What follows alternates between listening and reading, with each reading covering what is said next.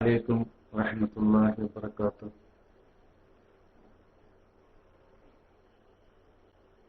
ഇൻഷാ അല്ലാഹ് കുറെ മൈക്കിൽ വന്നിട്ട് കുറെ മാസങ്ങളായി. ഗവൺമെന്റ് വർക്ക് മറ്റേ വർക്കൊക്കെ ആയിട്ട് കുറെ തിരക്കായത് കൊണ്ടായിരുന്നു. ഇൻഷാ അല്ലാഹ് ഒഴിവുള്ള സമയങ്ങളിലൊക്കെ വരണമെന്നുണ്ട്. പക്ഷെ പല ബുദ്ധിമുട്ട് കൊണ്ട് വർക്കിന്റെ തിരക്കും കാര്യങ്ങളൊക്കെ ആയതുകൊണ്ടാണ് വരാതിരുന്നത്. അല്ലാതെ മനഃപൂർവ്വം വരാതിരുന്നതല്ല. ഇൻഷാ അല്ലാഹ് ഒഴിവുള്ള സമയങ്ങളിലൊക്കെ വരാം. നിങ്ങളുടെ ദുആയിൽ എന്നെയും ഉൾപ്പെടുത്തണം ഇൻഷാ അല്ലാഹ്. പിന്നെ ഞാൻ വേറൊരു കാര്യം ഉദ്ദേശിക്കുന്നുണ്ട്. നമ്മുടെ അബ്ദുള്ള തോട്ടക്കാടൊക്കെ ഇത് കേൾക്കുന്നുണ്ടാവും വിചാരിക്കണം. ഈ നമ്മൾ ഒരുപാട് കിതാബുകളൊക്കെ മുക്താർ ചെയ്തിട്ട് ശരിക്ക് വീട് എങ്ങനെയായിരിക്കണം, എന്താണ് സ്ഥലത്തിന്റെ എന്നൊക്കെ വിശദമായ ഒരു പഠനം പൻവരി കോളേജിൽ വെച്ചിട്ട് ഞാൻ പറഞ്ഞ് കേൾക്കുന്നുണ്ടല്ലോ അല്ലെ? ഉണ്ട്. അപ്പോ അങ്ങനെ ഒരുപാട് ആകെ 1.5 മണിക്കൂറേ അന്ന് എനിക്ക് അവിടുന്ന് ക്ലാസ് എടുക്കാൻ പറ്റുള്ളൂ. പിന്നെ ഇതിൽ കൂടെ മൈക്കിൽ കൂടെ ഒക്കെ സംശയങ്ങളൊക്കെ ചോദിക്കുന്ന കുറച്ച് കാര്യങ്ങളൊക്കെ ഇങ്ങനെ പറഞ്ഞുതരാൻ പറ്റും. അത്ര തന്നെ ഉണ്ടായിട്ടുള്ളൂ. ഇൻഷാ അല്ലാഹ് നമുക്ക് വ്യക്തമായ ഒരു ഇതിനെ കുറിച്ചിട്ട് ഒരു ഇസ്ലാമിക കാഴ്ചപ്പാട് തന്നെ, അതായത് കൊട്ടാരങ്ങളെയും വീടുകളെയും ഇസ്ലാം പ്രോത്സാഹിപ്പിക്കുന്നതല്ല എങ്കിലും പ്രവാചകൻ സല്ലല്ലാഹു അലൈഹി വസല്ലം തങ്ങൾ നമുക്ക് വീടിന്റെ അവസ്ഥ, സ്ഥലത്തിന്റെ അവസ്ഥ, നമുക്ക് വീട് ചുറ്റുപാട് എങ്ങനെയായിരിക്കണം, എന്തായിരിക്കണം എന്നൊക്കെ നമുക്ക് വ്യക്തമായി പഠിപ്പിച്ചു തന്നിട്ടുണ്ടല്ലോ ഇൻഷാ അല്ലാഹ്. അപ്പൊ അതൊക്കെ മുത്താല ചെയ്ത് ഇൻഷാ അല്ലാഹ് നമുക്ക് ചെറിയ ഒരു ക്ലാസ് രൂപത്തിൽ ഇങ്ങനെ ഒന്ന് തുടങ്ങാൻ ആഗ്രഹിക്കുന്നുണ്ട്. നിങ്ങളുടെ പ്രോത്സാഹനം ഉണ്ടെങ്കിൽ ഇൻഷാ അല്ലാഹ് നമുക്ക് ഒരു ദിവസം ഞാൻ അറിയിക്കാം, നമുക്ക് തുടങ്ങാം എന്ന് വിചാരിക്കുന്നു. എന്തായാലും ഇപ്പൊ ഒരു കുറച്ച് സമയം കുറച്ച് ഫ്രീ ഉണ്ട്. അതിപ്പോ ഡൗട്ടോ വല്ലതും ഉണ്ടെങ്കിൽ ഇൻഷാ അല്ലാഹ് നമുക്ക് സംശയ നിവാരണം നടത്താം. അബ്ദുൽ തോട്ടക്കാട് ഇൻഷാ അല്ലാഹ് അറിയിക്കുക. അങ്ങനെ താല്പര്യം ഉണ്ടെങ്കിൽ നമുക്ക് ഇൻഷാ അല്ലാഹ് ഒരു ആഴ്ചയിൽ അല്ലെങ്കിൽ 2 ആഴ്ച കൂടുമ്പോഴോ ചെറിയ തോതിൽ വിശദമായ രീതിയിൽ തന്നെ വീടിനെ കുറിച്ച് ഒരു പഠന ക്ലാസ് നടത്താം. ഒരാഴ്ച ക്ലാസ് എടുത്താൽ പിറ്റത്തെ ആഴ്ച അതിന്റെ സംശയ നിവാരണങ്ങൾ, പിന്നെ പിറ്റത്തെ ആഴ്ച ക്ലാസ്. അങ്ങനെയാവുമ്പോൾ നമ്മുടെ മുസ്ലിങ്ങൾ എല്ലാവർക്കും ഈ വീടിനെ കുറിച്ച് വ്യക്തമായ ഒരു കാഴ്ചപ്പാടുണ്ടാവും. ഇത് പ്രത്യേകമായി ഒരു കൂലി ആഗ്രഹിച്ചത് കൊണ്ടോ പിന്നെ ഇങ്ങനെ ഇതിനെക്കുറിച്ചൊരു അറിവുണ്ട് എന്ന് പുറത്തറിയിക്കാൻ വേണ്ടിയിട്ടോ അല്ല. സത്യത്തില് നമ്മുടെ വീടുകളിലൊക്കെ ആശാര്യന്മാരുടെ മറ്റവരുടെ എല്ലാ ആ കയറി ചെല്ലുന്ന അവസ്ഥ ഇല്ലാതാക്കണം. അതായത് പിന്നെ ഉസ്താദന്മാരാണെങ്കിലും മറ്റുള്ളവരാണെങ്കിലും ഉള്ളിന്റെ ഉള്ളിൽ ഒരു ആശാരി വന്നിട്ട് വീട് നോക്കണം, എന്നാലേ അവർക്ക് റാഹത്താവുള്ളൂ. അങ്ങനത്തെ ഒരു അവസ്ഥയുണ്ട്. അത് മാറ്റിയെടുത്ത് ഇൻഷാ അല്ലാഹ് നമുക്ക് തന്നെ വീട് എന്ന് പറഞ്ഞാൽ ഇസ്ലാമികപരമായി എന്തായിരിക്കണം, നമ്മുടെ അഖീദപരമായി എങ്ങനെയാണ് വീടിനെ കുറിച്ച് നാം വിശ്വസിക്കേണ്ടത്, പ്രവർത്തിക്കേണ്ടത്, അഖീദയ്ക്ക് എതിരില്ലാത്ത രീതിയിൽ അങ്ങനത്തെ കുറെ കാര്യങ്ങളൊക്കെ നാം മനസ്സിലാക്കുമ്പോൾ നമുക്കും നമ്മോട് ബന്ധപ്പെട്ട വ്യക്തികൾക്കൊക്കെ നമുക്ക് അവരുടെ ഈ അനാചാരങ്ങളിൽ നിന്ന് അവരെ അകറ്റി ഇസ്ലാമിന്റെ പാതയിൽ കൂടെ തന്നെ നമുക്ക് അവരെ മുന്നോട്ട് കൊണ്ടുപോകാൻ നമുക്ക് കഴിയും. അങ്ങനെ വരുമ്പോൾ ഇൻഷാ അല്ലാഹ് അവർ നേർവഴിയിലാകുമ്പോൾ നമുക്കും അതിന്റെ ഒരു കൂലി കിട്ടുമല്ലോ. എന്തായാലും ഇൻഷാ അല്ലാഹ് അങ്ങനെ ഒരു കാര്യം ഉദ്ദേശിക്കുന്നുണ്ട്. ഞാൻ കഴിഞ്ഞ മാസം അങ്ങനെ മൈക്കിൽ വന്ന സമയം മൈക്കിലല്ല ക്ലാസ് റൂമിൽ കയറിയപ്പോ ഒന്ന് അറിയിക്കണം വിചാരിച്ചതാണ്. പിന്നെ വീണ്ടും തിരക്കിൽ പെട്ടുപോയി. അതുകൊണ്ടാണ് ഇൻഷാ അല്ലാഹ്. എന്തായാലും ആർക്കും വേറെ സംശയങ്ങൾ ഉണ്ടെങ്കിൽ, കുറെ ആളുകൾ വീട് കയറ്റുന്നവരുണ്ട് എന്ന് എഴുതി അറിയിച്ചിട്ടുണ്ട്. സംശയങ്ങൾ ഉണ്ടെങ്കിൽ ഇൻഷാ അല്ലാഹ് ചോദിക്കുക. അസ്സലാമു അലൈക്കും വറഹ്മത്തുള്ളാഹി.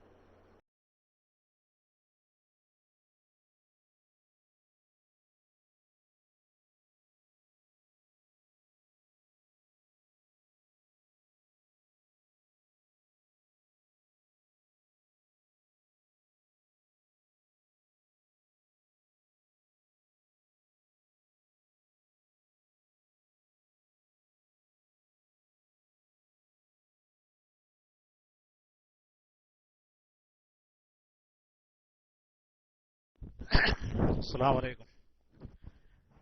ഏതായാലും വരുസ്ത ചോദിക്കാൻ പറഞ്ഞല്ലോ, എന്തെങ്കിലും ചോദിക്കണ്ട, ആരും മൈക്കിൽ വരുന്നില്ല. അപ്പൊ ഞാന് ഉസ്താദിനോട് മുമ്പൊരു കാര്യം ചോദിച്ചിരുന്നു. എന്റെ വീടിന്റെ അടുത്ത് ഒരു ക്രഷറി ഉണ്ട്, അപ്പൊ വീടിന് ചെറിയൊരു വിള്ളലുണ്ട്, അത് അതിന്റെ കാരണമാണോ എന്നുള്ളത്. ഞാൻ വീട്ടിൽ ചെന്ന സമയത്ത് അതിനെപ്പറ്റി അന്വേഷിച്ചപ്പോ പലരും പറഞ്ഞത് അങ്ങനെയാണെങ്കിൽ അത് കംപ്രസറിന്റെ അല്ലെങ്കിൽ ക്രഷറുടെ ഒക്കെ ആണെങ്കിൽ തറയുടെ ഭാഗത്ത് വിള്ളൽ കാണേണ്ടതാണെന്ന്. കേൾക്കുന്നുണ്ടാവുന്ന കരുതണം അല്ലേ? കേൾക്കുന്നുണ്ടോ? ഹലോ. ആ, തറയുടെ ഭാഗത്ത് തറക്ക് കേടൊന്നും ഇതുവരെ എവിടെയും കാണുന്നില്ല. ഈ കാർ പോർച്ചിന് പുറത്തേക്ക് 2 ഫില്ലർ കൊടുത്തിരുന്നു. അതിന്റെ ആ ബീമിന്റെ ഭാഗത്തായിട്ടാണ് കാണുന്നത്. അപ്പൊ അത് തേപ്പുമായിട്ട് ബന്ധപ്പെട്ടതാണോ അല്ല ഫില്ലറിന് താഴ്ച സംഭവിച്ചതോ, അങ്ങനെയൊക്കെയാണ് പലരും സംശയം പറഞ്ഞത്. എന്താണ് ഉസ്താദിന്റെ അഭിപ്രായം എന്നൊന്ന് അറിയിച്ചാൽ തിരക്കിടില്ല. ഇൻഷാ അല്ലാഹ്. അസ്സലാമു അലൈക്കും.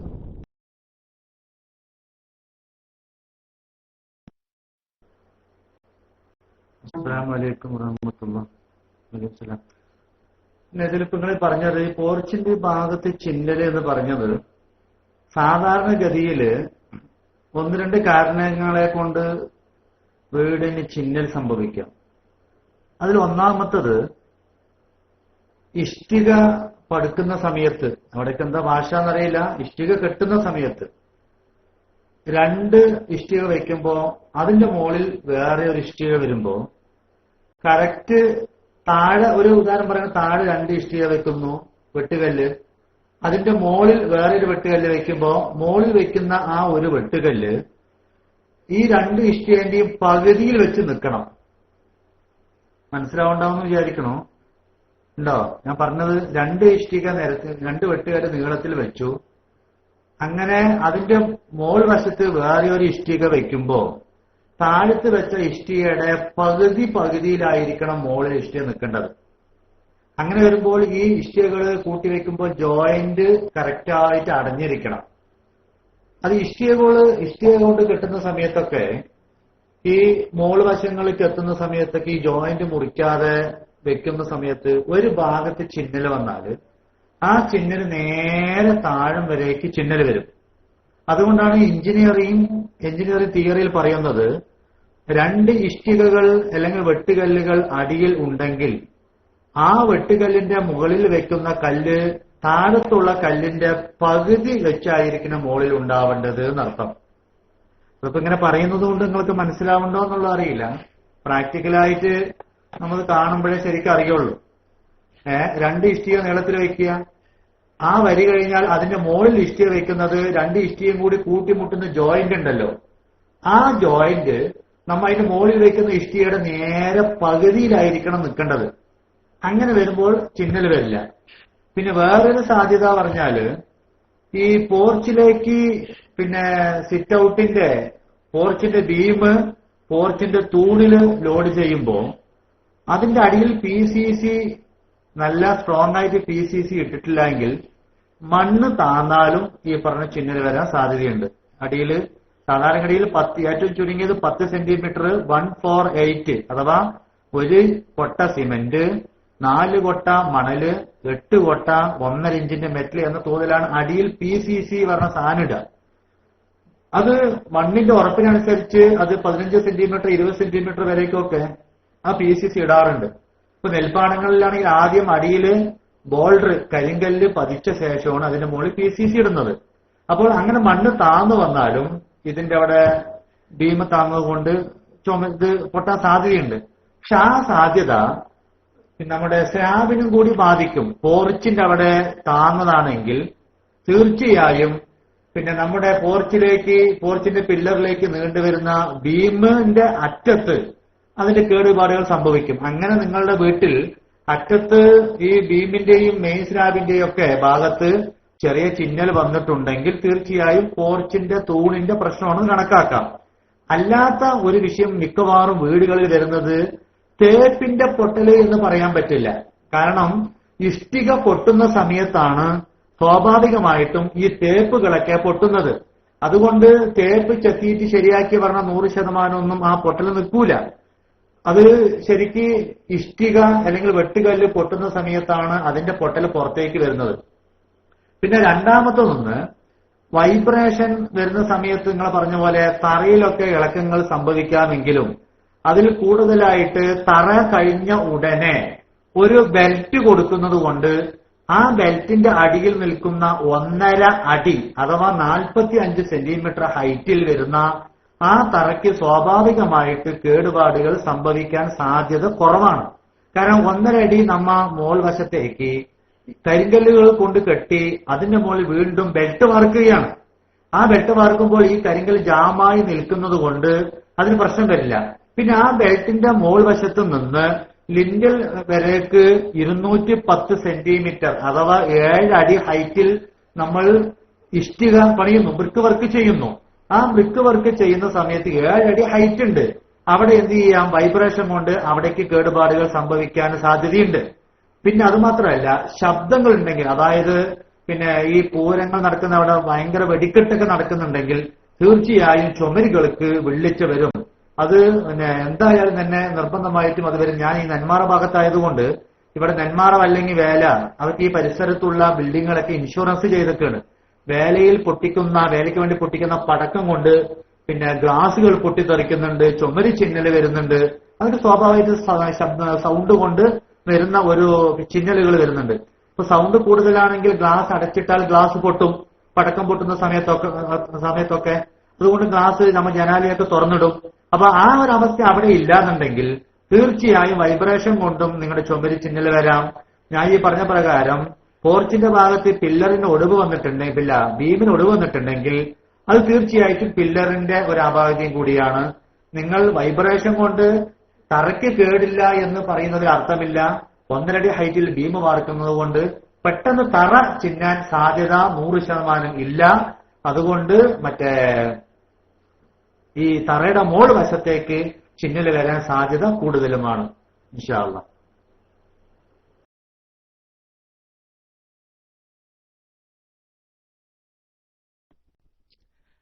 അപ്പോ പിന്നൊരു സംശയം, ആ പൊട്ടല് ഒറ്റ പ്രാവശ്യം പൊട്ടിയതിനു ശേഷം പിന്നെ അതിൽ നിന്ന് അങ്ങോട്ടോ ഇങ്ങോട്ടോ മാറ്റം വന്നിട്ടില്ല, പിന്നെ വേറെ എവിടെയും കാണുന്നുമില്ല. ഒരു പ്രാവശ്യം കടിച്ചിൽ വന്നു, പിന്നെ അതിനുശേഷം അതില് മാറ്റവ്യത്യാസം കുറച്ച് അധികമാവേ അല്ലെങ്കിൽ വേറെ എവിടെയെങ്കിലും സംഭവിക്കേ, അതുണ്ടായിട്ടില്ല. അവിടെ മാത്രമേ ഉണ്ടായിട്ടുള്ളൂ. ഈ പില്ലർ, ഈ പോർച്ചിന് വേണ്ടിയിട്ട് കൊടുത്ത ബീമുണ്ടല്ലോ, ആ ബീമിനോട് ചേർന്ന ഭാഗങ്ങൾ 3 ഭാഗത്ത് മാത്രം ഒരു ചെറിയ കടിച്ചിലേ കാണുന്നുള്ളൂ. അത് പലരും വന്ന് കാണുന്ന സമയത്തൊക്കെ ഇങ്ങനെ നമ്മളെ പേടിപ്പിച്ച് നമ്മളെ വീട്ടിലൊക്കെ വന്നിട്ട് പറയും, ഇതിന്റെ ക്രഷറുടെയാണ്, ഇവിടുന്ന് വെടി പൊട്ടിയിട്ടാണ്, അതുകൊണ്ട് നിങ്ങൾക്ക് കംപ്ലൈന്റ് ചെയ്തൂടെ എന്നൊക്കെ ഇങ്ങനെ ചോദിക്കും. പക്ഷെ അത് നമ്മൾ കംപ്ലൈന്റ് ചെയ്യാന്ന് പറയുമ്പോൾ നമുക്ക് വലിയ ഉപകാരമുള്ളൊരു ആളായതുകൊണ്ട് നമ്മൾ കംപ്ലൈന്റ് ചെയ്യാൻ പറ്റാത്തൊരു കണ്ടീഷനിലാണ്. അപ്പോ പിന്നെ അതിൽ മാറ്റം വരാത്തതുകൊണ്ട് പിന്നെ എനിക്ക് സംശയം തോന്നാത്തതാണ്. കൂടുതൽ പിന്നെ വേറെ എവിടെയും കാണുന്നില്ല, അത് മാത്രമേ ഉണ്ടായിട്ടുള്ളൂ. ഇൻഷാ അല്ലാഹ്. അസ്സലാമു അലൈക്കും.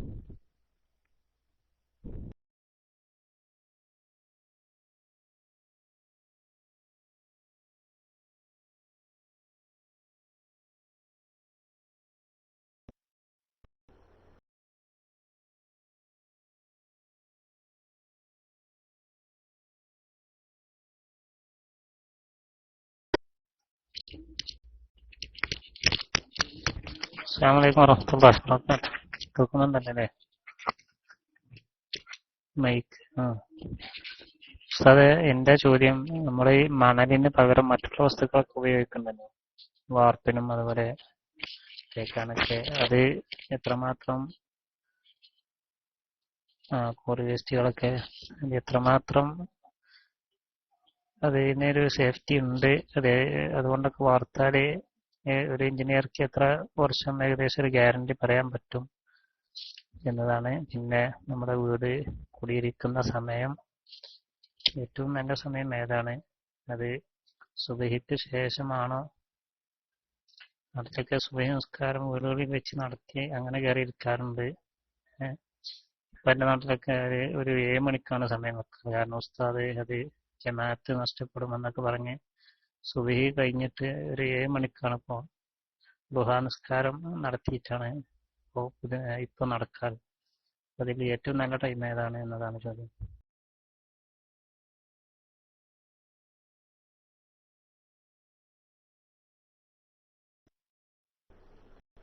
അലൈഹിസ്സലാം വറഹ്മത്തുള്ളാഹി വബറകാതുഹു.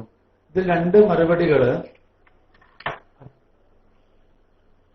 ഇതില് ഫസ്റ്റ് പറഞ്ഞാലുണ്ടല്ലോ, ഒരു പ്രാവശ്യം വീടിന്റെ ചുമര് പൊട്ടൽ കണ്ടുള്ളൂ എന്ന് പറഞ്ഞിരുന്നു. അതിൽ നാം മുമ്പ് പറഞ്ഞ അതിൽ ചെറിയൊരു മറുപടി അതിലുണ്ട്. അതായത് ജോയിന്റ് കറക്റ്റ് ആവാത്ത ഒരവസ്ഥ വന്നിട്ട് അവിടെയാണ് കൂടുതൽ ഈ വൈബ്രേഷൻ കൊണ്ട് പൊട്ടലും കൂടി വരിക. വൈബ്രേഷൻ കൊണ്ട് പൊട്ടൽ വരും, എല്ലാ ഭാഗത്തും കണ്ടില്ല എന്നും പറയണു. അപ്പൊ ആ ഭാഗത്ത് എവിടെയെങ്കിലും രണ്ട് ഇഷ്ടികയുടെ ജോയിന്റ് നേർക്ക് വന്നതാണെങ്കിൽ അവിടെ പൊട്ടിയാൽ അത് കുറനീളം ഏറ്റവും അടിഭാഗം വരേക്ക് ആ പൊട്ടൽ വരും. അത് സംശയമില്ല. എല്ലാ ഇഷ്ടിയും ജോയിന്റ് കറക്റ്റായിട്ട് മുറിച്ച് വെക്കണം. ജോയിന്റ് നേർക്ക് നേര് വരാൻ പാടില്ല. അത് ഒന്നോ രണ്ടോ മോൾ വശത്ത് ജോയിന്റ് നേരിക്ക് വന്നിട്ട് അവിടെ പൊട്ടിയാൽ ആ പൊട്ടൽ നേരെ താഴ്ഭാഗം വരേക്ക് വരാം. അതും വൈബ്രേഷൻ ഉണ്ടെങ്കിൽ പെട്ടെന്ന് ആ പൊട്ടല് താഴ്ഭാഗത്തേക്ക് വരാം എന്നാണ് പഠനം കണ്ടെത്തിയിട്ടുള്ളത്. പിന്നെ അതേപോലെ തന്നെ നമ്മുടെ അബ്ദുള്ള തോട്ടക്കാട് ചോദിച്ചത് ഒരു കാര്യം, അത് കോറി വേസ്റ്റ് അല്ല കേട്ടോ. വീട് പണിയാനെടുക്കുന്നത് കോറി വേസ്റ്റ് അല്ല. അവിടെ ദുബൈർ എന്നാണ് ഹുദവിയോ കോറി വേസ്റ്റ് അല്ല, എംസാൻഡ് പറയും, പാറമണല് എംസാൻഡ്. അത് ഗ്രേഡ് കറക്റ്റായിട്ട് ഇന്ന ഗ്രേഡ് ഇടണം എന്ന് പറഞ്ഞിട്ടുള്ള എംസാൻഡ് ഗവൺമെന്റ് എഞ്ചിനീയറിംഗ് വിഭാഗം പരിശോധിച്ച് ഗവൺമെന്റിന് അതിന്റെ ഉറപ്പ് അഥവാ ഉപയോഗിക്കാൻ പറ്റുമെന്ന് ഗവൺമെന്റിന് ആ ഒരു പ്രൊജക്ട് സമർപ്പിച്ചതിന്റെ അടിസ്ഥാനത്തിൽ പഠനം വിലയിരുത്തി ഗവൺമെന്റിന് സമർപ്പിച്ചതിന്റെ അടിസ്ഥാനത്തിലാണ് ഗവൺമെന്റ് തന്നെ ഈ എംസാൻഡ് അഥവാ പാറമണൽ ഉപയോഗിച്ച് ബിൽഡിങ്ങുകൾ നിർമ്മിക്കുവാനും പ്ലാസ്റ്ററിങ്ങിന് അഥവാ തേപ്പിനൊക്കെ ഉപയോഗിക്കുവാൻ തുടങ്ങിയത്. ഇപ്പൊ വിവറ സാൻഡ് അഥവാ സാധാ മണല് ഇപ്പോ ഭാരതപ്പുഴ ഭാഗങ്ങളിലൊക്കെ ഉണ്ടെങ്കിലും കൂടുതലായി അതിന്റെ മണലെടുക്കുന്നതിന്റെ സാങ്കേതിക ബുദ്ധിമുട്ടുകൾ, അത് നമുക്ക് ലഭിക്കേണ്ട മറ്റു പ്രയാസങ്ങൾ, പഞ്ചായത്തിൽ നിന്ന് വാങ്ങി അതുപോലത്തെ കളക്ടറേറ്റിലേക്ക് കൊണ്ട് കൊടുത്ത് സാങ്ഷൻ എടുക്കേണ്ട ബുദ്ധിമുട്ട്, ഇതൊക്കെ കൊണ്ട് എംസാൻഡിലേക്ക് ആളുകൾ 100% തിരിഞ്ഞിരിക്കുകയാണ്. അത് ഗവൺമെന്റ് നിശ്ചയിച്ച പ്രകാരം ഗ്രേഡുള്ള എംസാൻഡ് ആണെങ്കിൽ തീർച്ചയായും നമുക്ക് ബിൽഡിംഗ് പണിക്ക് 100% നമുക്കത് ഉപയോഗിക്കാം. യാതൊരുവിധ കുഴപ്പമില്ല. കാരണം മണല് എന്ന് പറഞ്ഞാൽ വലിയ പാറകളൊക്കെ പൊട്ടി അതുപോലെ ഉണ്ടാകുന്ന ചെറിയ തരികളാണ്. അത് മണ്ണിലുള്ള ചെറിയ കല്ലിന്റെ തരിയാവാം, പാറ ഉരസി അല്ലെങ്കിൽ പാറ പൊട്ടിയിട്ടുള്ള ചെറിയ തരിയാവാം. ഇതിനാണ് സാധാരണ മണൽ എന്ന് പറയുന്നത്. ഇങ്ങനെ വരുന്ന സമയത്ത് റിവർ സാൻഡ് സാധാ മണലിനേക്കാളും ശുദ്ധമായത് എംസാൻഡ് തന്നെയാണ്. അതിൽ ചളി പോലത്തെ കാര്യങ്ങളൊന്നും അതിലുണ്ടാവില്ല. മറിച്ച് പിന്നെ ഇതിൽ വരുന്നൊരു വിഷയം, എംസാൻഡ് ഗവൺമെന്റ് അംഗീകരിച്ച എംസാൻഡ് തന്നെയാണോ നമുക്ക് ക്രഷറികളിൽ നിന്ന് ലഭിക്കുന്നത് എന്നതാണ് നാം ഒന്ന് വിലയിരുത്തേണ്ടത്. കഴിഞ്ഞ ഒരു 5-6 മാസം മുമ്പ് സുപ്രഭാതത്തിൽ ഞാൻ എഴുതിയിട്ടുണ്ടായിരുന്നു, മണലിന്റെ ക്വാളിറ്റിയും അതേപോലെ തന്നെ മണലിലെ പിന്നെ മായം കലർത്തുന്നതിനെ കുറിച്ച്, ക്രഷറികൾ മായം കലർത്തുന്നതിനെ കുറിച്ചൊക്കെ വിശദമായി ഞാൻ സുപ്രഭാതം പേപ്പറിൽ എഴുതിയിട്ടുണ്ടായിരുന്നു ന്യൂസായിട്ട്. അപ്പൊ അതില് നമുക്ക് വിലയിരുത്താൻ കഴിയുന്ന ചെറിയൊരു കാര്യം ഞാൻ പറഞ്ഞു തരാം. മണലിൽ കൂട്ടിക്കഴിഞ്ഞാൽ അതിൽ ഒരു ബക്കറ്റ് വെള്ളം മുകളിൽ ഒഴിച്ചു കഴിഞ്ഞാൽ അവിടെ ഒരു കുഴിയാകും. ആ വെള്ളം വറ്റിക്കഴിഞ്ഞാൽ അതിൽ നാം കൈയിട്ട് നോക്കിയാൽ മാവുണ്ടല്ലോ, ഈ അരിമാവ്, ആ മോഡലാണെങ്കിൽ അതുകൊണ്ട് വീട് തേക്കാനോ അതേപോലെ തന്നെ വീട് നമുക്ക് വാർക്ക് പണിക്കോ അത് ഉപയോഗിക്കാൻ പാടില്ല ഇൻഷാ അല്ലാഹ്. അപ്പൊ അതാണ് അതിന്റെ കാര്യങ്ങൾ. ഒരാളെ മെസ്സേജ് അയച്ചിട്ടുണ്ട്, അത് പിന്നെ വായിക്കുമ്പോഴേക്കും മറുപടി പറഞ്ഞില്ലാണ്ടാവും, വായിക്കാം ഇൻഷാ അല്ലാഹ്. അപ്പൊ ഇതില് ഞാൻ പറഞ്ഞ മനസ്സിലായല്ലോ അല്ലെ, എംസാൻഡ് ഒരു ബക്കറ്റ് വെള്ളം ഒഴിച്ചാൽ അരിമാവിനെ നാം വെള്ളം ഇട്ട് കലക്കിയാൽ എങ്ങനെ ഉണ്ടാവും? കുട്ടികൾക്ക് കൊടുക്കുന്ന കൂള് പോലെ ഉണ്ടാവും. അങ്ങനത്തെ അവസ്ഥ എംസാൻഡിൽ വന്നിട്ടുണ്ടെങ്കിൽ അത് പ്ലാസ്റ്ററിങ്ങിനോ കാസ്റ്റിങ്ങിനോ അഥവാ വാർക്കാനോ തേപ്പിനോ എടുക്കാൻ പാടില്ല. അത് കൃത്രിമമുള്ള മണലാണ് എന്ന് നമുക്ക് മനസ്സിലാക്കാൻ കഴിയും. അങ്ങനെയാണെങ്കിൽ നമുക്ക് അതിനനുസരിച്ച് പ്രതികരിക്കാം. അതല്ലാത്ത മണൽ ഉപയോഗിച്ച് വാർക്കുന്നതിന് ഒരു കുഴപ്പവുമില്ല. എഞ്ചിനീയർ പഠനം വളരെ ഉറപ്പുള്ളതായിട്ടാണ് വിലയിരുത്തിയിരിക്കുന്നത്. പിന്നെ വീട് ഇരിക്കുന്നതിന്റെ നല്ല സമയം ചോദിച്ചിരുന്നു. ഇൻഷാ അല്ലാഹ് അതിന്റെ ഏറ്റവും നല്ലത് തന്നെ സാധാരണ സുബഹി നമസ്കാരത്തോട് കൂടിയിട്ടാണ് സാധാരണ നാം വീട് ഇരിക്കാറ്. ആ സുബഹിക്ക് ഒരു കൂട്ടബാങ്ക് കൊടുത്തു കഴിഞ്ഞാല് ആ പരിസരത്തുള്ള വല്ല മുസീബത്തോ കാര്യങ്ങളോ ഇബ്ലീസ് ഷർറ് എല്ലാം നീങ്ങുമെന്നാണ് ഇസ്ലാമിക അധ്യാപനം.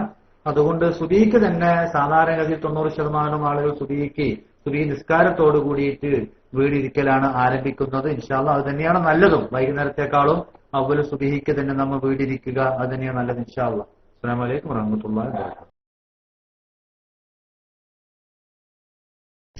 വലൈക്കും അസ്സലാം വറഹ്മത്തുള്ളാഹി. അസ്സലാമു അലൈക്കും വറഹ്മത്തുള്ളാഹി വബറകാതുഹു. ഒരു ചോദ്യം ചോദിക്കാനുള്ളത് കന്നിമൂലയുമായി ബന്ധപ്പെട്ട വിഷയമാണ്. ഒരു വർഷങ്ങൾക്ക് മുമ്പ് അത്യാവശ്യമായി വന്നപ്പോൾ കന്നിമൂലയിൽ ഒരു ബാത്റൂമും അതിനാവശ്യമായിട്ടുള്ള ഒരു കുഴിയും ഉണ്ടാക്കിയിരുന്നു വീട്ടില്. അത് പിന്നീട് ആളുകളൊക്കെ പറഞ്ഞപ്പോ ആ ബാത്റൂം നമ്മൾ അവിടെ നിന്ന് മാറ്റി. പക്ഷെങ്കിൽ അതിന്റെ കുഴി അവിടെ നിന്ന് മാറ്റിയിട്ടില്ല.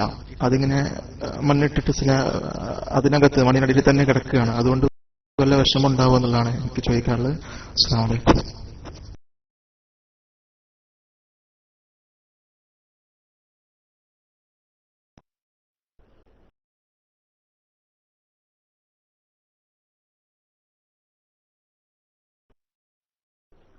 വഅലൈക്കും സലാം വറഹ്മത്തുള്ളാഹി വബറകാതുഹു. കേൾക്കുന്നുണ്ടല്ലോ അല്ലെ? ഉണ്ടോ? കേൾക്കുന്നുണ്ടോ? ഇപ്പൊ നിങ്ങൾ പറഞ്ഞത് കന്നിമൂല ബാത്റൂം എവിടെയെല്ലാം നിൽക്കാൻ പറ്റില്ല എന്ന് പറഞ്ഞിട്ടുണ്ടോ അവിടെയൊന്നും ഈ സെപ്റ്റി ടാങ്ക് കക്കൂസ് കുഴി ഉണ്ടാക്കാൻ പാടില്ല. എവിടെയെല്ലാം ബാത്റൂം പറ്റുമെന്ന് പറഞ്ഞിട്ടുണ്ടോ അവിടെയൊക്കെ നമുക്ക് എന്ത് ചെയ്യാം, കക്കൂസ് കുഴി നിർത്താം. ഉദാഹരണം നിങ്ങൾ പറഞ്ഞ പ്രകാരം കന്നിമൂലയിൽ ബാത്റൂം പാടില്ല എന്ന് പറഞ്ഞു, ബാത്റൂം അവിടുന്ന് മാറ്റിയെന്ന് പറഞ്ഞു.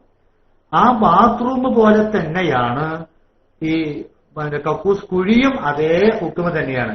കക്കൂസ് കുഴി കന്നിമൂലയിൽ നിന്ന് മാറ്റിയിട്ടില്ല എങ്കിൽ അവിടെ പല അസുഖം ആ വീട്ടിൽ നിന്ന് വിട്ടുമാറൂല. ഇതൊക്കെ അനുഭവമുള്ള കാര്യമാണ്. പല വീട്ടുകളും പോയി നോക്കുമ്പോൾ കന്നിമൂലയിൽ ബാത്റൂം ഉണ്ട്. നമ്മൾ ഇതിനൊക്കെ കിതാബിലുണ്ടോ എന്ന് അസല് ചോദിച്ചു കഴിഞ്ഞാൽ അതിൽ പിന്നെ എന്താണ് നമുക്ക് കണ്ടെത്താൻ കഴിയില്ല.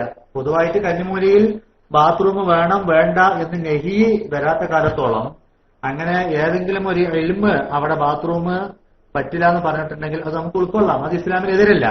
അപ്പൊ അത് പ്രകാരം ഈ കന്നിമൂലയിൽ ബാത്റൂം പാടില്ല എന്ന് പറയുന്നുണ്ടെങ്കിൽ തീർച്ചയായും അവിടെ ബാത്റൂമിന്റെ കുഴിയും പാടില്ല.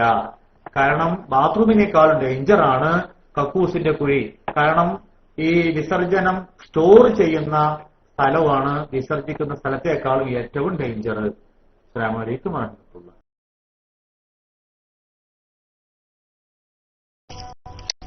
അത് അന്ന് മാറ്റാതിരിക്കാനുള്ള ഒരു കാരണമായിട്ട് പറഞ്ഞിരുന്നത് അത് കൂടുതൽ യൂസ് ചെയ്തിട്ടില്ല എന്നുള്ളതാണ്.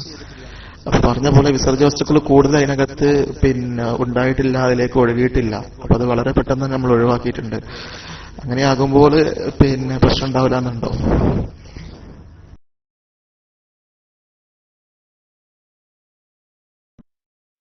ഞാൻ കക്കൂസിന്റെ കുഴി മാറ്റണം എന്ന് പറഞ്ഞത് അത് ഉപയോഗിക്കരുത് എന്ന അർത്ഥത്തിലാണ്. ഇപ്പൊ നമ്മളിപ്പോ ഒരു കക്കൂസിന്റെ കുഴി കന്നിമൂലയിൽ ഉണ്ടെങ്കിൽ ആ കുഴി അങ്ങോട്ട് തൂർത്ത് കളയുക. തൂർത്ത പിന്നെ പ്രശ്നമില്ലല്ലോ. അപ്പൊ ഒന്നില്ലെങ്കിൽ അതിനെ തീരെ ഉപയോഗിക്കുന്നില്ലെങ്കിൽ പ്രശ്നമില്ല. ഉപയോഗിക്കുമ്പോൾ മാത്രമാണ് അത് കക്കൂസിന്റെ കുഴിയായി നാം പരിഗണിക്കപ്പെടുന്നത്. ഉപയോഗിക്കുന്നില്ലെങ്കിൽ അതിന് കക്കൂസില്ല. മുമ്പ് കക്കൂസ് കുഴിയായിരുന്നു എന്നേ പറയുള്ളൂ. ഉപയോഗിക്കുന്നില്ലെങ്കിലേ, ഉപയോഗിക്കുന്നുണ്ടെങ്കിൽ കക്കൂസ് കുഴി എന്നേ പറയും. ഇത് മുമ്പ് ഉപയോഗിച്ച കക്കൂസ് കുഴിയാണ്. ഇപ്പൊ ഉപയോഗിക്കുന്നില്ല പറഞ്ഞാൽ അത് കക്കൂസ് കുഴി ഇപ്പൊ നിലവിലല്ല എന്നർത്ഥം. അതുകൊണ്ട് ടെൻഷൻ അടിക്കേണ്ട കാര്യമില്ല. ഉപയോഗിക്കുന്നുണ്ടെങ്കിൽ മാത്രമാണ്. ഉപയോഗിക്കുന്നില്ല എന്ന് കണ്ടു, ഉപയോഗിക്കുന്നില്ലെങ്കിൽ പ്രശ്നമില്ല. ഉപയോഗിച്ചാൽ കക്കൂസ് കുഴിയാവും. ആരെങ്കിലും വന്ന് നിങ്ങളോട് ചോദിക്കുക, ഒരു എക്സാമ്പിൾ പറയുകയാണെങ്കിൽ ഇതെന്താന്ന് വെച്ചാൽ ഇത് മുമ്പത്തെ കക്കൂസ് കുഴിയായിരുന്നു എന്നേ നിങ്ങൾ പറയുള്ളൂ. കക്കൂസ് കുഴിയാണെന്ന് പറയില്ല. കാരണം നിലവിൽ ഉപയോഗിക്കുന്നുണ്ടെങ്കിലേ ഇത് കക്കൂസ് കുഴി എന്ന് പറയുള്ളൂ. അല്ലെങ്കിൽ നിങ്ങൾ എന്ത് പറയും, ഇത് കക്കൂസ് കുഴി ആയിരുന്നു എന്നേ പറയുള്ളൂ. അതുകൊണ്ട് പ്രശ്നമില്ല. ഉപയോഗിക്കുന്നുണ്ടെങ്കിൽ മാത്രമേ പ്രശ്നം വരുള്ളൂ. അസ്സലാമു അലൈക്കും.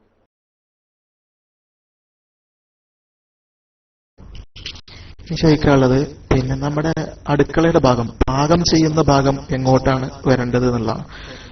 കന്നിമൂലയുടെ ഭാഗത്തേക്കോ അതിന്റെ ഏത് ഭാഗത്ത് നിന്നാണ് ഭക്ഷണം പാകം ചെയ്യാൻ നല്ലത്?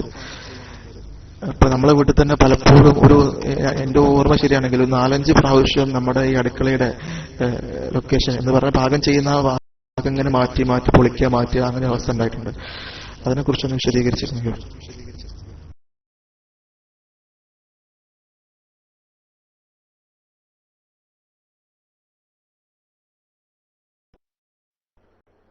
അസ്സലാമു അലൈക്കും. ഇതില് ഈ മുമ്പ് കുറെ വിശദീകരിച്ചിരുന്നതാണ്. നിങ്ങൾ മുമ്പത്തെ സംശയ നിവാരണങ്ങൾ കേൾക്കാത്തതുകൊണ്ടായിരിക്കും തോന്നുന്നു. എങ്കിലും ഇൻഷാ അല്ലാഹ് കുഴപ്പമില്ല. പിന്നെ ഇതില് ശരിക്ക് ഏറ്റവും ഒന്നാം സ്ഥാനം ശരിക്ക് ഈ വാസ്തുവിന്റെ കണക്ക് പ്രകാരവും തെക്ക് കിഴക്ക് മൂലയാണ് ഒന്നാം സ്ഥാനമായിട്ട് അടുക്കള വരുന്നത്. അങ്ങനെ അടുക്കള തെക്ക് കിഴക്ക് മൂലയിലാണ് അടുക്കള വെക്കുന്നതെങ്കിൽ കിഴക്കോട്ട് തിരിഞ്ഞ് കത്തിക്കണം. രണ്ടാം സ്ഥാനമായി വരുന്നത് വടക്ക് പടിഞ്ഞാറ് മൂലയിലാണ്. അങ്ങനെ വടക്ക് പടിഞ്ഞാറ് മൂലയിൽ വരുന്ന സമയത്ത് നാം കത്തിക്കേണ്ടത് പടിഞ്ഞാറ് തിരിഞ്ഞിട്ടാണ് നാം കത്തിക്കേണ്ടത്. മൂന്നാം സ്ഥാനം വരുന്നത് വടക്ക് കിഴക്ക് മൂലയിലാണ്. വടക്ക് കിഴക്ക് മൂലയിൽ വരുമ്പോൾ കിഴക്കോട്ട് തിരിഞ്ഞാണ് നാം കത്തിക്കേണ്ടത്. നാലാം സ്ഥാനമായിട്ടാണ് അപൂർവമായി പരിഗണിക്കപ്പെടുന്നത് തെക്ക് പടിഞ്ഞാറ് മൂല അഥവാ കന്യമൂലയിലാണ്. അങ്ങനെ വരുമ്പോൾ പടിഞ്ഞാറ് തിരിഞ്ഞാണ് കത്തിക്കേണ്ടത്. ഇതിൽ പല ആളുകളും വടക്ക് കിഴക്ക് ഭാഗത്ത് അല്ലെങ്കിൽ വടക്ക് പടിഞ്ഞാറ് ഭാഗത്ത് എവിടെയാണോ കിണറുള്ളത് ആ ഭാഗത്തേക്ക് തിരിഞ്ഞ് കത്തിക്കണം എന്നൊക്കെ പറയുന്നുണ്ട്. അതിനൊരു അസിലില്ല. വാസ്തുപരമായിട്ടോ നമ്മുടെ ഇസ്ലാമികപരമായിട്ടോ ഒരു അസിലും ഒരു അടിസ്ഥാനവും അതിൽ നമുക്ക് കണ്ടെത്താൻ കഴിയില്ല. സത്യത്തിൽ കേരളത്തില് ഇന്ന് മുഴുവൻ ആളുകളും വടക്ക് കിഴക്ക് മൂലയിലാണ് അടുക്കള വെക്കുന്നത്. എന്നാൽ കേരളം ഒഴികെയുള്ള തമിഴ്നാട് പോലെ സംസ്ഥാനങ്ങളിലൊക്കെ തെക്ക് കിഴക്ക് മൂലയിലാണ് അടുക്കള വെക്കുന്നത്. അത് തന്നെയാണ് യഥാർത്ഥത്തിൽ ഒന്നാം സ്ഥാനം. അത് അഗ്നിമൂലയാണ്. അത് അഗ്നിക്കേ യോജിക്കുകയുള്ളൂ. വടക്ക് കിഴക്ക് മൂലയിൽ കിണർ സാധാരണ നിർമ്മിക്കുന്നത് കൊണ്ട് കേരളത്തിലുള്ള ബ്രാഹ്മണ നായന്മാർ പോലത്തവരൊക്കെ അടുക്കളയിൽ നിന്ന് വെള്ളം കോരുന്ന ഒരു സംവിധാനം ചെയ്തിരുന്നു. ആ കാര്യത്തിന് വേണ്ടിയാണ് വടക്ക് കിഴക്ക് മൂലയിൽ കേരളത്തിൽ അടുക്കള സമ്പ്രദായം തുടങ്ങിയത്. അതും കുറെ ആളുകൾ ഇങ്ങനെ അത് പരിഗണിച്ചു പോരുന്നു എന്ന് മാത്രം. അതുകൊണ്ട് അതിൽ എന്താണ് ഫസൽ ഫൈസു ഫാസു എന്താണ് ഫസൽ ഫൈസു ഫാസു എന്നാ തോന്നുന്നു. അപ്പൊ ഇദ്ദേഹത്തിന് പല ഡൗട്ട് ഉണ്ടെങ്കിൽ എന്റെ പേഴ്സണൽ നമ്പറിലേക്ക് നിങ്ങൾക്ക് എന്ത് ചെയ്യാം, വിളിച്ച് ചോദിക്കാം. അതിനെന്തായാലും ഒരു ചെലവില്ല. ഇൻഷാ അല്ലാഹ് എന്നാൽ കഴിയുന്ന ഹെൽപ്പ് ഞാൻ എന്ത് ചെയ്യാം, ചെയ്തു തരാം ഇൻഷാ അല്ലാഹ്. അല്ലാണ്ട് ആരെങ്കിലും എന്തെങ്കിലും പറയുമ്പോഴേക്കും നമ്മ വീടുകൾ, അടുക്കളകൾ, ബെഡ്റൂമുകൾ ഒന്ന് പൊളിക്കുന്ന ഒരു അവസ്ഥ വരുത്തരുത്. എല്ലാത്തിനും ഒരു മറിമായമുണ്ട്. ഏത് തന്നെയാണെങ്കിലും നമുക്ക് 99% പൊളിക്കാതെ തന്നെ പരിഹരിക്കപ്പെടാനുള്ള ഒരുപാട് മാർഗങ്ങൾ നമുക്ക് ഈ വീട് നിർമ്മാണവുമായിട്ട് ബന്ധപ്പെട്ടിട്ടുണ്ട്.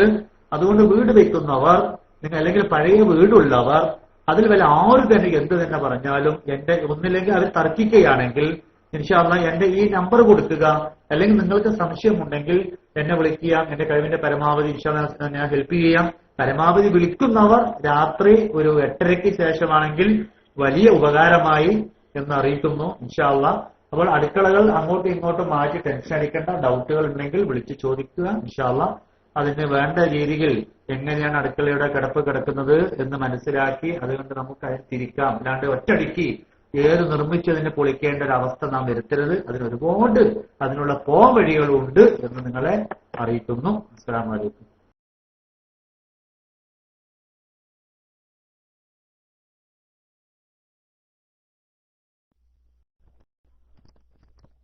അസ്സലാമു അലൈക്കും വറഹ്മത്തുള്ളാഹി വബറകാതുഹു. സാദ് കേൾക്കുന്നുണ്ടല്ലോ അല്ലേ?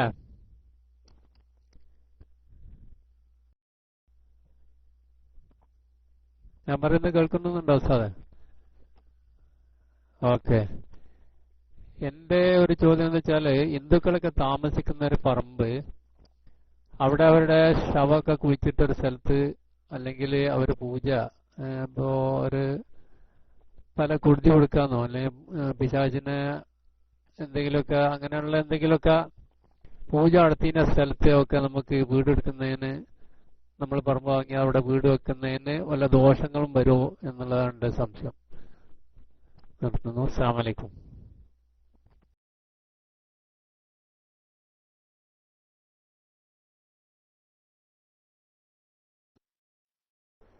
വഅലൈക്കും സലാം വറഹ്മത്തുള്ളാഹി. നിങ്ങൾ ചോദിച്ചത് നല്ലൊരു കാര്യം തന്നെയാണ് കേട്ടോ. പലരോടും സംഭവിക്കുന്ന ഒരു കാര്യം തന്നെയാണ്.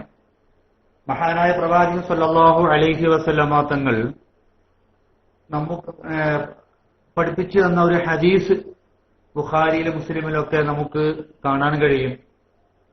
പ്രവാചകൻ സല്ലല്ലാഹു അലൈഹി വസല്ലമ തങ്ങളും സഹാബത്തും യുദ്ധം കഴിഞ്ഞു വരുന്ന സമയത്ത് ഒരു മലയുടെ താഴ്വാരത്ത് വിശ്രമിക്കുവാനിരുന്നു. മഹാനായ ബിലാൽ റളിയല്ലാഹു തആല അൻഹുവിനോട് അല്ലാഹുവിന്റെ പ്രവാചകൻ സുബഹിക്ക് നമസ്കാരമായാൽ സമയമായാൽ അറിയിക്കുവാൻ ഏൽപ്പിച്ചുകൊണ്ട് ഒന്നും മയങ്ങി. മഹാനായ ബിലാൽ റളിയല്ലാഹു തആല അൻഹുവും ആ കൂട്ടത്തിൽ മയങ്ങിപ്പോയി. സുബഹി സമയമായത് അദ്ദേഹം അറിഞ്ഞില്ല. അഥവാ ഇബ്ലീസ് അദ്ദേഹത്തെ മറപ്പിച്ചു വെച്ചു എന്നാണ് സാരം. അങ്ങനെ ആദ്യമായി സുബഹി നമസ്കാരം അറിയിക്കണമെന്ന് പറഞ്ഞ ബിലാലും സഹാബത്തൊക്കെ അങ്ങനെ ഉറങ്ങിപ്പോയി. സുബഹിന്റെ സമയം കഴിഞ്ഞപ്പോൾ അറിഞ്ഞത് പ്രവാചകൻ സല്ലല്ലാഹു അലൈഹി വസല്ലമ തങ്ങളാണ് അറിഞ്ഞത്. സൂര്യന്റെ ആ പ്രകാശം പ്രവാചകന്റെ മുഖത്ത് അടിച്ചപ്പോഴാണ് പ്രവാചകൻ അറിയുന്നത് പടച്ചോനെ സുബഹി ഖളാ ആയല്ലോ. പ്രവാചകൻ എല്ലാവരെയും വിളിച്ചുണർത്തിയിട്ട് പ്രവാചകൻ സല്ലല്ലാഹു അലൈഹി വസല്ലമ തങ്ങൾ പറഞ്ഞു, ഇവിടെ പിശാച് വസിക്കുന്ന സ്ഥലമാണ്, നമ്മൾ എല്ലാവരും ഇവിടെ നിന്ന് വേഗം പോണം എന്ന് പറഞ്ഞ് പ്രവാചകൻ സല്ലല്ലാഹു അലൈഹി വസല്ലമ തങ്ങൾ സഹാബത്തും അവരുടെ വാഹനങ്ങളൊക്കെ തെളിച്ചുകൊണ്ട് കുറച്ചു ദൂരം ചെന്നുകൊണ്ടാണ് അവിടെ പ്രവാചകൻ സല്ലല്ലാഹു അലൈഹി വസല്ലമ തങ്ങൾ നിസ്കരിച്ചത്. അതുകൊണ്ട് ആ സ്ഥലത്ത് പിശാചിന്റെ വാസസ്ഥലം ഉണ്ട് എന്ന് പ്രവാചകൻ സല്ലല്ലാഹു അലൈഹി വസല്ലമ തങ്ങൾ സ്ഥിരീകരിച്ചത് കൊണ്ടാണ് ആ സ്ഥലത്ത് സുബഹി നിസ്കാരം ഖളാ വിട്ടാതെ കുറച്ച് അപ്പുറത്ത് പോയിട്ട് പ്രവാചകൻ സല്ലല്ലാഹു അലൈഹി വസല്ലമ തങ്ങൾ സഹാബത്ത് നിസ്കരിച്ചത്. അതുകൊണ്ട് സ്ഥലത്തെ തെരഞ്ഞെടുക്കുന്ന സമയത്ത് ആ സ്ഥലത്ത് പിശാചിന്റെ വാസസ്ഥലം ഉണ്ടോ, അല്ലെങ്കിൽ അവിടെ വാസയോഗ്യമാണോ, മനുഷ്യ വാസയോഗ്യമാണോ എന്ന് നാം ഒന്ന് വിലയിരുത്തേണ്ടതുണ്ട്. അതിന് സ്ഥലത്തെക്കുറിച്ച്, സ്ഥലനിർണയത്തെക്കുറിച്ച് അറിയുന്ന വ്യക്തികളെ കൊണ്ടായിരിക്കണം നാം വീടിന് സ്ഥലം നിർണ്ണയിക്കേണ്ടത്. അപ്പൊ ഈ ഹദീസ് പ്രവാചകന്റെ ഈ വചനം മനസ്സിലാക്കി തരുന്നത് സ്ഥലത്തിൽ പിശാചിന്റെ വാസസ്ഥലമുണ്ട്. അതേപോലെ തന്നെ ഫത്വൽ മുഈനിലൊക്കെ ഇബാറത്തുണ്ട്. സ്ഥലം ഈ ഇടപാട് നടത്തുന്ന സമയത്ത് പിന്നെ ഇടപാട് ചെയ്യുന്ന ആള് വാങ്ങിക്കുന്ന ആളോട് അവിടെ തൊട്ടടുത്ത് പട്ടാള ക്യാമ്പ് അല്ലെങ്കിൽ പിന്നെ പിശാചിന്റെ കല്ലേറ് നടക്കുന്ന സ്ഥലം അങ്ങനെയൊക്കെ ഉണ്ട് എന്ന് സ്ഥിരപ്പെട്ട് കഴിഞ്ഞാൽ സ്ഥലം മടക്കി കൊടുക്കാമെന്ന് ഫത്വൽ മുഈനിൽ പറയുന്നുണ്ട് ഫിഖ്ഹില്. അതുകൊണ്ട് സ്ഥലത്തിൽ എന്തായാലും പിശാചിന്റെ വാസസ്ഥലം ഉണ്ടാകും എന്നുള്ള കാര്യം ഉറപ്പ് തന്നെയാണ്. അതുകൊണ്ട് സ്ഥലത്തിൽ പോക്കുവരവ് ഉണ്ടോ ഇല്ലയോ, പിശാചിന്റെ പോക്കുവരവ് ഉണ്ടോ ഇല്ലയോ എന്ന് നാം മനസ്സിലാക്കിയിട്ട് വേണം നാം എന്ത് വീട് വെക്കേണ്ടത്. അങ്ങനെ സംഭവമുള്ള സ്ഥലം സ്ഥിരപ്പെട്ട് കഴിഞ്ഞാൽ നമ്മൾ അതിനെ ശുദ്ധിയാക്കിക്കൊണ്ടായിരിക്കണം നാം അവിടെ വീടുകൾ നാം നിർമ്മിക്കേണ്ടത്. അതുകൊണ്ട് പിശാച് നിലകൊള്ളുന്ന സ്ഥലത്ത് വീട് വെക്കാൻ പാടില്ല. അവിടെ അപകടങ്ങളൊക്കെ ധാരാളം ഉണ്ടാവാൻ സാധ്യതയുണ്ട്.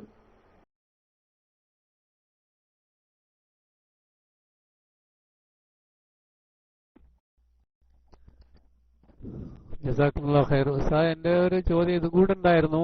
അതായത് ഹിന്ദുക്കളുടെ ശവം മറവ് ചെയ്ത സ്ഥലത്താണെങ്കിൽ അതുകൊണ്ട് ദോഷമുണ്ടോ എന്നുള്ള ഒരു ചോദ്യം കൂടി ഉണ്ടായിരുന്നു. അതിന് ഉസ്താദ് മറുപടി പറഞ്ഞില്ല. മൈക്ക് റിലീസ് ചെയ്യുന്നു.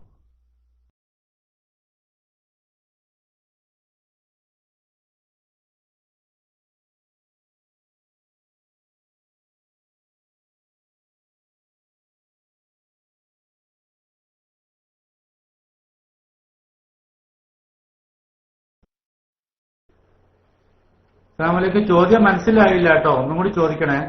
അപ്പൊ നിങ്ങൾ ഒരാൾ വന്ന കാരണേ ഒന്നും കൂടി ചോദിക്കട്ടോ.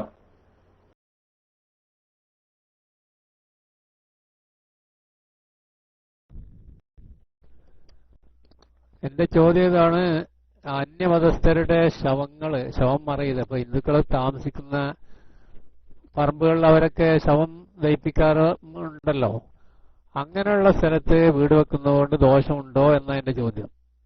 മൈക്ക് റിലീസ് ചെയ്യുന്നു. അസ്സലാമു അലൈക്കും.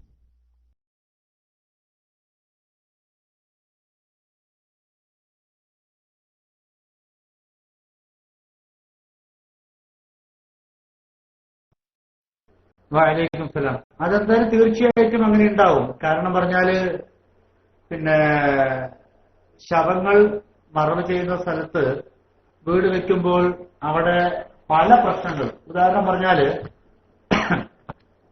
നാം കിടക്കുന്ന സ്ഥലത്തിന്റെ അടിയിൽ കബറാളികളോ അല്ലെങ്കിൽ പിന്നെ ദഹിപ്പിച്ച മനുഷ്യനെ, ഹിന്ദുക്കളുടെ ശവം മറ്റാവട്ടെ ദഹിപ്പിച്ചതൊക്കെ ആണെങ്കിൽ നമുക്ക് ഉറക്കം പറഞ്ഞ സാധനം ആ കിടക്കുന്ന ഭാഗത്ത് ഉണ്ടാവില്ല. അത് ഏറ്റവും വലിയ അനുഭവമാണ്. ഒരുപാട് ആളുകളുടെ വീടുകളിൽ പോയി നോക്കുമ്പോൾ ഉറക്കമില്ല റൂമിൽ കിടന്നൊക്കെ പറഞ്ഞാൽ അവിടെ ഈ മുമ്പ് ശവം കുഴിച്ചിട്ട സ്ഥലം അല്ലെങ്കിൽ അതേപോലെ തന്നെ ദഹിപ്പിച്ച സ്ഥലം, അത് ഹിന്ദുക്കളുടെ ആവട്ടെ മറ്റാവട്ടെ, അവിടെ വീട് വെക്കുന്ന സമയത്ത് വളരെ ബുദ്ധിമുട്ട് തന്നെയാണ്. അത് ഉത്തമത്തിൽ ഉള്ളതല്ല. അങ്ങനെയുള്ള സ്ഥലങ്ങൾ മാറ്റിയിടണമെന്നാണ് ഈ വീട് നിർമ്മാണ ശാസ്ത്രം തന്നെ പറയുന്നത്.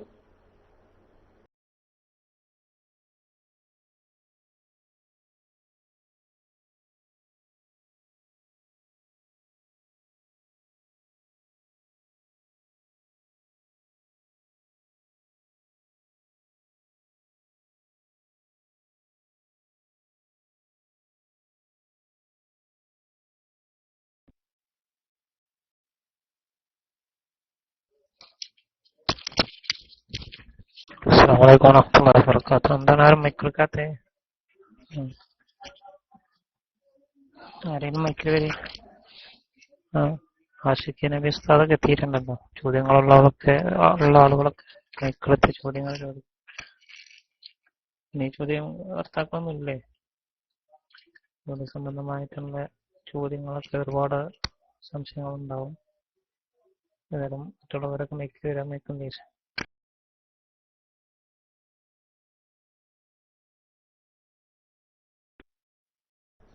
കുറച്ചു മുമ്പ് എന്തോ വാർത്ത, അടുത്ത ലൈവ് വാർത്ത കൊണ്ട് എഴുതി കാണിച്ചിരുന്നു. അങ്ങനെ സമയമായാൽ ഒന്ന് അടിയിലൊന്ന് എഴുതി കാണിക്കണം കേട്ടോ. ഈ സംശയ നിവാരണം വെച്ച് അതിന്റെ കാര്യം മുടങ്ങരുത്. അത് മുറയ്ക്ക പോലെ നടക്കട്ടെ. സംശയങ്ങളുള്ളവർ ചോദിക്കുന്ന ഏതായാലും.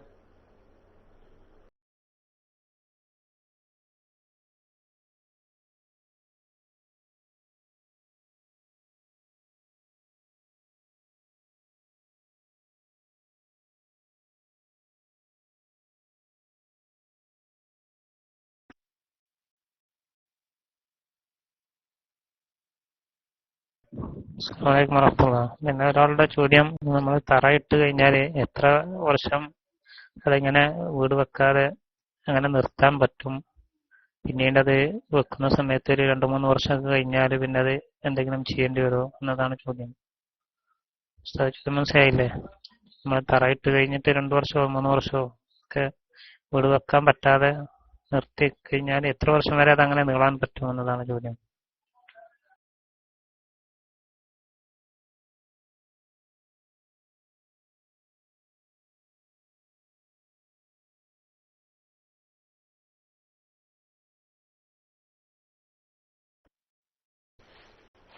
അസ്സലാമു വറഹ്മത്തുള്ളാഹി.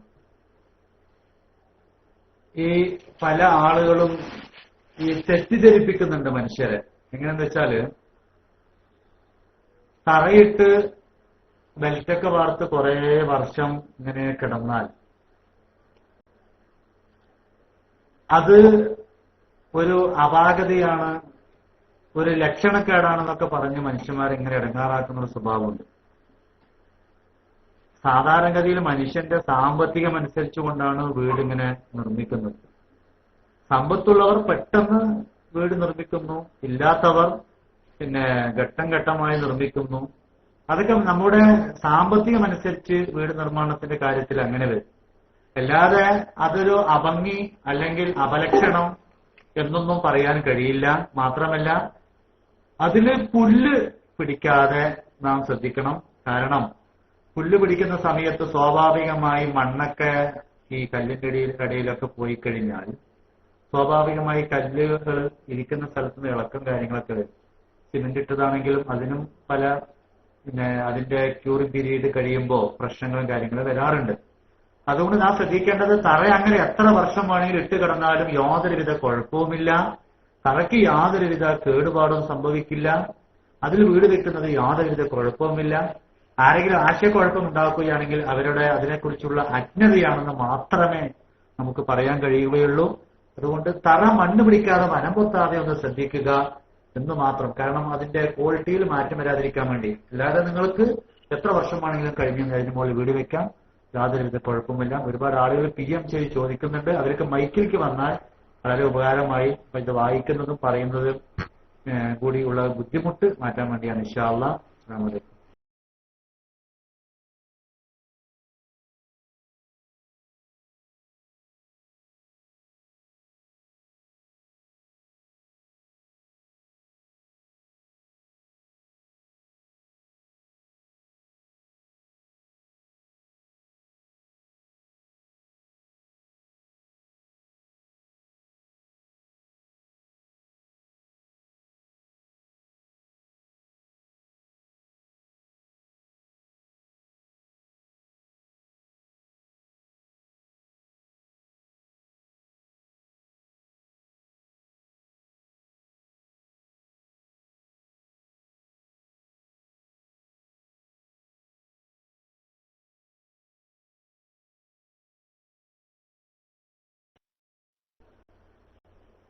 അസ്സലാമു അലൈക്കും. ഞാൻ പറഞ്ഞ കേൾക്കുന്നുണ്ടോ? അസ്സലാമു അലൈക്കും, കേൾക്കുന്നുണ്ടോ? എന്നിട്ട് ആരും മൈക്കിൽ വരാത്തത്? ആരും മൈക്കിൽ വരി. നിങ്ങൾക്ക് സംശയങ്ങളുണ്ടെങ്കിൽ നിവാരണം ചെയ്യാം ഇൻഷാ അല്ലാഹ്. ഞാൻ മൈക്ക് റിലീസ് ചെയ്യുന്നു.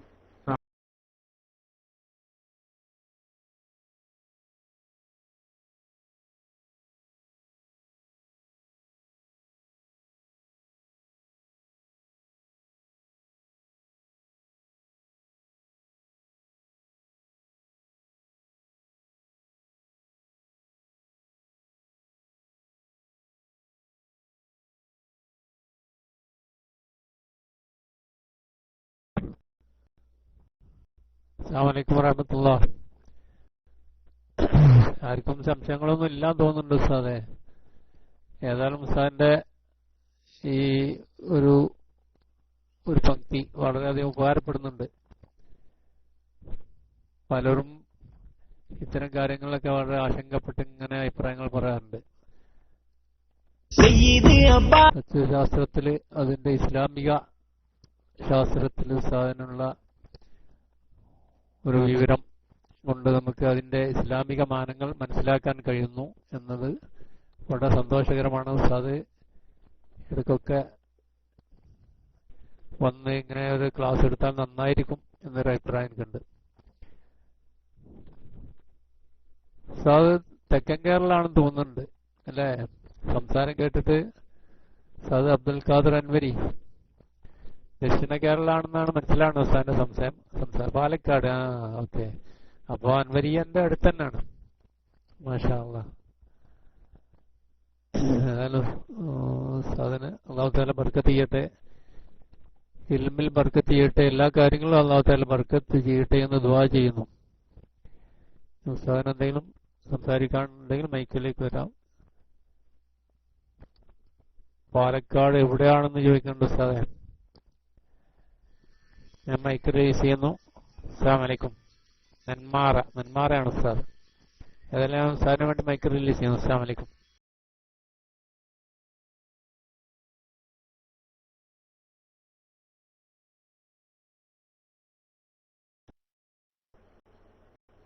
വഅലൈക്കും സലാം വറഹ്മത്തുള്ളാഹി വബറകാതുഹു. നിങ്ങളെല്ലാവരും പ്രത്യേകം എനിക്ക് വേണ്ടി ദുആ ചെയ്യണം. എനിക്ക് മക്കള് ആയിട്ടില്ല, 10 വർഷമായി കല്യാണം കഴിഞ്ഞിട്ട്. ഇൻഷാ അല്ലാഹ് പ്രത്യേകം ദുആ ചെയ്യണം എല്ലാവരും. ആരുടെ ദുആയാണ് പഠിത്തം സ്വീകരിക്കാന്ന് പറയാൻ പറ്റൂലല്ലോ. നിങ്ങളൊക്കെ ദുആ ചെയ്യുന്ന സമയത്ത് സൗദിയിലുള്ള ആളുകൾക്ക് ഉണ്ടാവും. മക്കത്തൊക്കെ പോകുന്ന സമയത്ത് സാധുവ എനിക്ക് വലിയ സന്തതി ഉണ്ടാവും. ദുആ ചെയ്യണം ഇൻഷാ അല്ലാഹ്. പിന്നെ മൈക്കിൽ വരാൻ കഴിയാത്തവർ എന്റെ മൊബൈൽ നമ്പറിലൊക്കെ വിളിച്ച് ചോദിക്കാട്ടോ. അതൊന്നും ഒരു കുഴപ്പമില്ല. കാരണം എന്താന്ന് വെച്ചാല് രാത്രി 8:30 ശേഷം മാത്രം വിളിച്ചാൽ ഇവിടുത്തെ ഇന്ത്യ സമയം വളരെ നന്നായിരിക്കും. പകല് പല തിരക്കിലായതുകൊണ്ട് ചിലപ്പോൾ നിങ്ങൾക്ക് മതിയായ ഒരു മറുപടി തരാൻ കഴിഞ്ഞില്ലെങ്കിൽ വിഷമമല്ലേ. അപ്പൊ രാത്രി 8:30 മുതൽ നിങ്ങൾ രാത്രി 12 മണി വരെ വിളിച്ചോളി. ഒരു കുഴപ്പമില്ല. 12 മണിക്ക് ശേഷം സാധാരണ ഉറങ്ങാറുള്ളൂ. അതുകൊണ്ട് നിങ്ങൾക്ക് വിളിക്കാം ഇൻഷാ അല്ലാഹ്. പിന്നെ വീട് സംബന്ധമായിട്ടോ അതിനോട് ബന്ധപ്പെട്ടതായിട്ടോ വീടിന്റെ പഞ്ചായത്തുകൾ തലത്തിലുള്ള വിഷയങ്ങളോ എന്ത് സംശയങ്ങളുണ്ടെങ്കിലും നമുക്ക് ചോദിക്കാം ഇൻഷാ അല്ലാഹ്. എന്നാൽ കഴിയുന്ന മറുപടിയൊക്കെ ഞാൻ പറഞ്ഞു തരാം.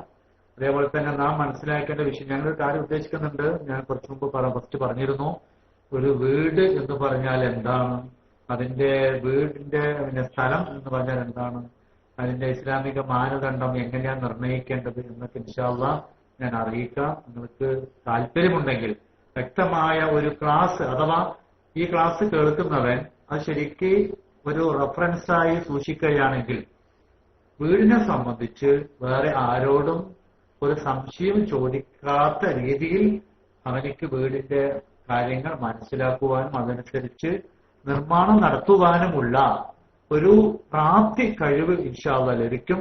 ആ രീതിയിലായിരിക്കും ഇൻഷാ അല്ലാഹ് ഞാൻ ക്ലാസ് പ്രിപ്പയർ ചെയ്തിരിക്കുന്നത്. താല്പര്യമുണ്ടെങ്കിൽ ഇൻഷാ അല്ലാഹ് നമുക്ക് അതിന്റെ ക്ലാസ് തുടങ്ങാം. ഇൻഷാ അല്ലാഹ് പഠിത്തം വരാൻ തോൽപ്പിക്കാൻ പ്രധാനം ചെയ്യുമാറാവട്ടെ.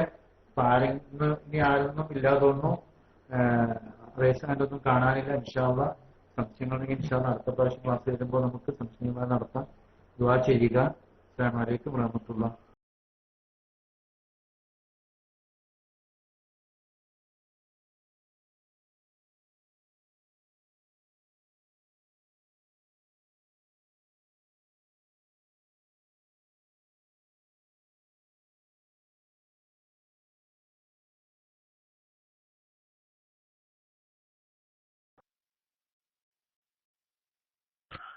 അസ്സലാമു അലൈക്കും വറഹ്മത്തുള്ളാഹി വബറകാതുഹു. ആരെങ്കിലൊക്കെ മൈക്കിൽ വരും, മൈക്കിൽ വെക്കാൻ പറ്റുന്ന ആളുകൾ മൈക്കിൽ വരും. ഡ്യൂട്ടിയിലാവുമ്പോൾ ചെറിയ സൗണ്ടിൽ സംസാരിക്കാൻ പറ്റുള്ളൂ, അതാണ് പ്രശ്നം. പിന്നെ ഉസ്താദ്, എന്റെ സംശയം, നമ്മൾ ഈ കല്ല് വെട്ടിയ സ്ഥലങ്ങളിലൊക്കെ വീട് വെക്കുകയാണെങ്കിൽ അത് എത്രമാത്രം അത് മണ്ണിട്ട മുന്നേ കല്ല് വെട്ടി പിന്നീട് മണ്ണിട്ട് നിരത്തിയ സ്ഥലങ്ങളൊക്കെ അതില് വീട് വെക്കുകയാണെങ്കിൽ, ബിൽഡിംഗ് വെക്കുകയാണെങ്കിൽ അത് എത്ര വർഷം നമ്മളത് കാത്തിരിക്കണം മണ്ണിട്ട ശേഷം അതൊരു ഉറപ്പ് വരാൻ? അതോ അത് കല്ല് വെട്ടി അത്ര ഏകദേശം നമ്മള് ഫില്ലറ് അതിൽ കല്ലിട്ട് പിന്നെയും അത് മണ്ണ് വാരി കല്ലിടണോ എന്നതാണ് ചോദ്യം. മൈക്കിൾ വിഷയം.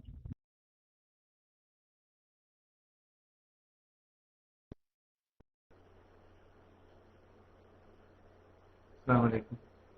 അബ്ദുള്ള തോട്ടക്കാട് ചോദിച്ചത്, ഈ കല്ലിട്ട് കുഴിയിലൊക്കെ സാധാരണഗതിയിൽ റീഫില്ല് ചെയ്യുക, ന്യൂഡിന് അഥവാ മണ്ണ് റീഫില്ല് ചെയ്തുകൊണ്ട് അതിൽ വീട് നിർമ്മിക്കുന്ന കാര്യമാണ് പറഞ്ഞത്. സാധാരണ വയലുകൾ നിരത്തി മണ്ണ് ഇട്ട് നിരത്തി വീടുകൾ നിർമ്മിക്കുന്നത് പോലെ തന്നെയാണ് ഇതിന്റെ അവസ്ഥ. അത് കുറെ വർഷങ്ങൾ, 15 വർഷത്തോളമൊക്കെ മണ്ണ് ഇട്ട് ഫില്ല് ചെയ്ത സ്ഥലമാണെങ്കിൽ മഴ പെയ്ത് സ്വാഭാവികമായി അവിടെ മണ്ണ് ആ കുഴിയിൽ വെള്ളം നിറഞ്ഞ് ശരിക്ക് സാധാരണഗതിയിൽ സ്വാഭാവികമായി പ്രകൃതിപരമായി കൺസോളിഡേഷൻ നടക്കും. അഥവാ നമ്മ തറകലക്കൂലേ, ആ ഒരു പ്രകൃതി അത്രയില്ലെങ്കിലും അതേപോലെയുള്ള ഒരു പ്രവൃത്തി ഒരു 10-15 വർഷത്തോളം നാം മണ്ണ് ഫില്ല് ചെയ്തിട്ടാണെങ്കിൽ നടക്കും. അങ്ങനെയാണെങ്കിൽ നാം മണ്ണ് വെട്ടുന്ന സമയത്ത് നല്ല ഉറപ്പുള്ളതായിട്ട് നമുക്ക് അതിൽ കണ്ടെത്താൻ കഴിയില്ല. അങ്ങനെ വരുമ്പോഴാണ് ശരിക്കും സാധാരണഗതിയിൽ ഈ റോഡ് റോളർ അഥവാ കല്ലമർത്തുന്ന വിഷയം പറയില്ലേ, അവിടേക്ക് എന്താ പറയാ, ഇഞ്ചൻ വണ്ടിയെന്നോ, മലപ്പുറത്തൊക്കെ അങ്ങനെ പറയാം. അതിന്റെ ഇപ്പോ ആധുനിക സജ്ജീകരണത്തോടുകൂടി എയർ പ്രസ്സിങ്ങിന്റെ സാധനമുണ്ട്, എയർ പ്രസ്സിങ്ങിന്റെ സാധനം. അതിട്ട് ശരിക്കും നല്ല ഒരു 2-3 പ്രാവശ്യം ഒരു പ്രസ്സിങ് നടന്ന സാധാരണ പഴയ ഭൂമി പോലെ ആയി മാറും. ഇപ്പൊ പുതിയ റോഡൊക്കെ ഉണ്ടാക്കുകയാണെങ്കിൽ NH 4 ലൈൻ റോഡൊക്കെ ഉണ്ടാക്കുന്ന സമയത്ത്, എയർപോർട്ടൊക്കെ ഉണ്ടാക്കുന്ന സമയത്ത് കണ്ടിട്ടില്ലേ, ഓരോ ലോഡ് മണ്ണോട് തട്ടും, അതിന്റെ മുകളിൽ ഈ റോഡ് റോളർ എയർ പ്രസ്സിങ്ങിന്റെ സാധനം അങ്ങോട്ടും ഇങ്ങോട്ടും 2 വട്ടം പൊട്ടിയാൽ സാധാ മണ്ണിനേക്കാളും ഉറപ്പാണ് അതിനുണ്ടാവുക. അതേപോലത്തെ ഒന്ന് നമുക്ക് ചെയ്യാൻ പറ്റുകയാണെങ്കിൽ വളരെ ഹയറായിരിക്കും. അങ്ങനെ വരുമ്പോ സാധാരണഗതിയിൽ നാം തറയ്ക്ക് അസ്ഥിവാരം കയറി അതിൽ ഒരു 20 സെന്റിമീറ്ററോളം 15 സെന്റിമീറ്റർ ചുരുങ്ങിയത് PCC ഇടണം. അതായത് 1/480 എന്ന തോതിൽ PCC ഇട്ട് അതിനുശേഷമായിരിക്കണം നാം വീട് കെട്ടേണ്ടത്. അങ്ങനത്തെയുള്ള മണ്ണ് ഫില്ല് ചെയ്ത സ്ഥലത്ത് പരമാവധി ഈ പില്ലർ വർക്കുകൾ ഒഴിവാക്കുക. പില്ലർ വർക്ക് ചെയ്യുകയാണെങ്കിൽ ഇട്ട ഈ ഫില്ല് ചെയ്ത മണ്ണിന്റെ അടിവശത്തു നിന്ന് തുടങ്ങണം പില്ലർ വർക്ക്. അല്ലെങ്കിൽ ആ പില്ലർ വർക്കിന് ലോഡ് കൂടുമ്പോൾ അവിടെ താഴാനുള്ള സാധ്യത 99% കൂടുതലാണ്. മറിച്ച് ചുറ്റുഭാഗത്തും കരിങ്കൽ കെട്ടിയിട്ടാണെങ്കിൽ ഈ പറഞ്ഞ പ്രകാരം നമുക്ക് എല്ലാ ഭാഗത്തും കരിങ്കലിട്ട് PCC ചെയ്തതിനു ശേഷം നമുക്ക് വീട് നിർമ്മിക്കാം. റീഫില്ലിന്റെ ഭാഗത്ത് പരമാവധി പില്ലറുകൾ ഒഴിവാക്കുക. അത് വീടിന് ബലക്ഷയം ഉണ്ടാക്കുന്നുണ്ട്. അതുകൊണ്ട് അത്തരത്തിലുള്ള മണ്ണ് ഫില്ല് ചെയ്യുന്ന സ്ഥലങ്ങളിലൊക്കെ നാം പ്രത്യേകം ശ്രദ്ധിക്കുക. ഇൻഷാ അല്ലാഹ്.